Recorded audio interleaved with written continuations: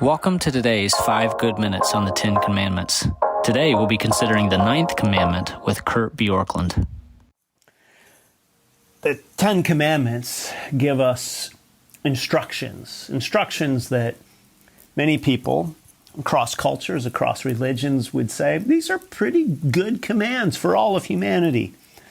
And among them is the 9th commandment that says, basically, don't perjure yourself, don't give false witness. And we saw yesterday that in Scripture, it's fair to say that this is expanded in a sense to be don't tell lies at all. And yet there are many reasons that people lie. Ken Hughes, in his book, The Disciplines of Grace, says this about the reasons why. He says, first, there's what he calls malevolence. He says this is the most grievous lie because it comes from sheer malice and hatred. And this is the kind of lie that says, I dislike somebody. Ken Hughes describes it as a dark missile that comes flying from the night and lodges deep within your being. It cannot be pulled out, and so it remains producing shooting pain with every attempted movement. In the book of Jeremiah 9:8, we're told that the tongue can be like a deadly arrow.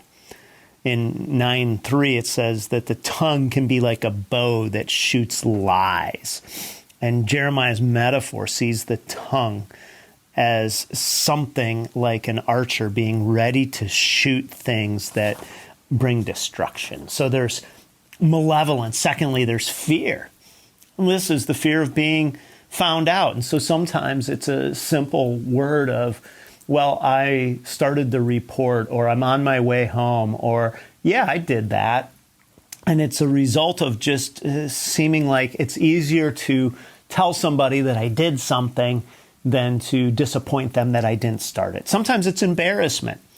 Sometimes the way that we approach things is just to simply say, I don't want people to know this about me. Sometimes it's money. It's an attempt just to get ahead, where we have something to gain. And then sometimes it's culture, wanting to fit in and wanting to feel like we are somehow living in a place where our culture is looking at us. Robertson McQuilkin, who was the president years ago of Columbia Bible College, recounts an encounter that he had with kind of thinking about this with he was a missionary in Japan. He said, we were striving to achieve accreditation for our Christian theological school in Japan. Surely a good end pursued for the glory of God. But the professor in charge of the project constantly brought for my signature documents that were not factual. Finally, in exasperation, he claimed, a lie may become a cross you must bear. It fit well with a Japanese proverb, a lie is also a useful thing. When I still declined to sign, the professor gave up in disgust. Your problem is that you haven't become accustomed to the Japanese way of doing things. Was this a mere clash of cultures? Was God served best by deception in this cultural format? I should add that he was the only Japanese colleague who held this position.